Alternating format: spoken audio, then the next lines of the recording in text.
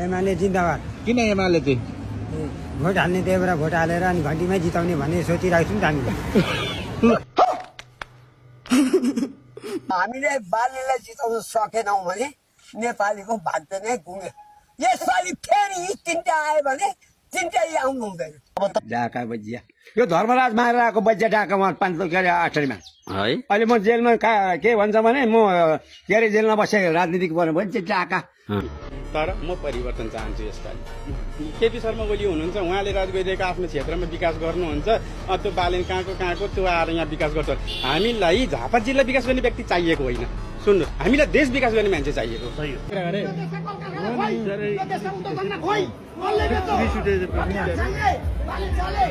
ठिकै पनि हो नि